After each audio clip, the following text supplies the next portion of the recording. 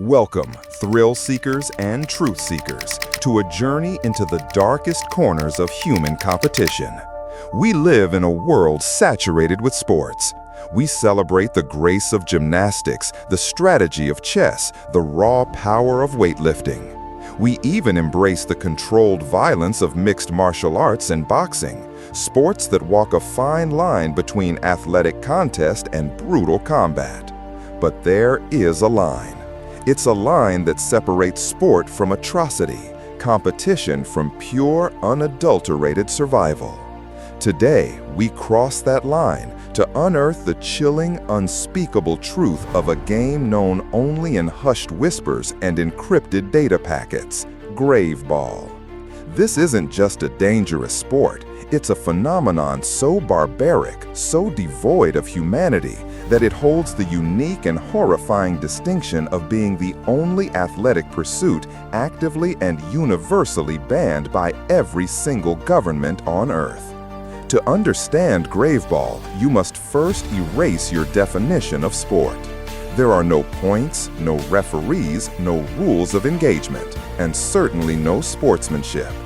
Think of it less like a game and more like a ritualized gladiatorial battle to the death born from the most desperate and forgotten fringes of modern society.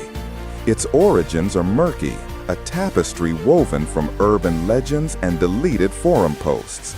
Most accounts trace its genesis to the economic collapse of post-industrial ghost towns in the late 20th century, places where factories had become tombs and hope was the scarcest commodity.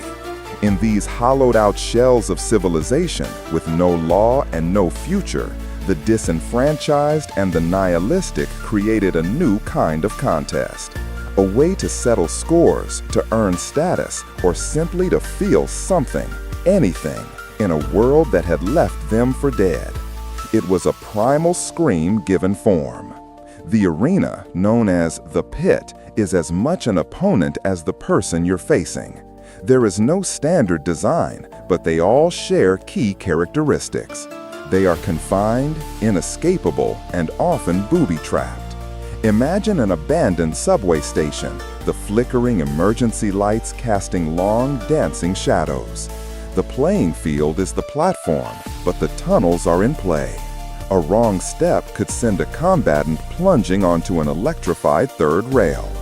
Or picture a decommissioned naval dry dock, its rusted, barnacle-encrusted steel walls forming a brutalist cage, with pockets of standing, stagnant water hiding jagged metal debris. The architects of these pits are as twisted as the players, incorporating environmental hazards designed to maim and disorient. The objective sounds deceptively simple. Two individuals or teams must force a single weighted object into a designated goal area at the opponent's end of the pit. This object is not a ball. It's colloquially known as the gravestone, a sphere of pitted iron or concrete, often weighing upwards of 40 pounds, with crude, unforgiving handles.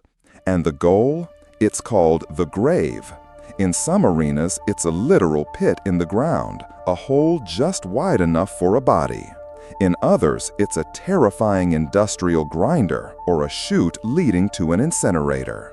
Scoring doesn't just mean you've won a point. It often means you have literally entombed your opponent or their limb along with the stone. The lack of rules is absolute. Anything is a weapon.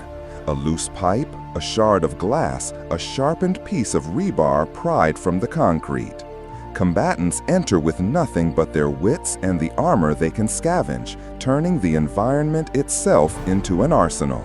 This led to the infamous Red Saturday incident, the event that dragged Graveball from the dark web into the horrified eyes of the world. A match in an abandoned slaughterhouse was accidentally live-streamed on a public platform. The world watched for 6 horrifying minutes as two combatants used meat hooks, chains, and a cattle prod in a fight that ended with one being forced into a deboning machine.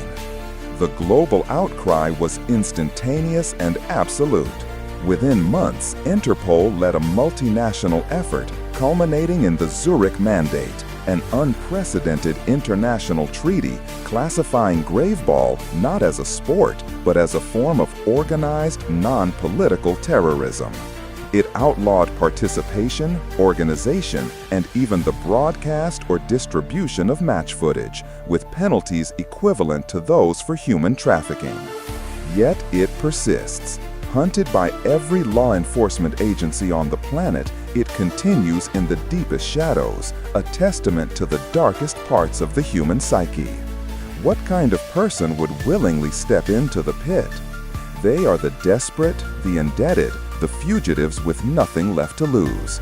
But they are also the profoundly nihilistic, the extreme adrenaline junkies who have done everything else, and for whom the only remaining thrill is the authentic, unfiltered possibility of their own violent demise.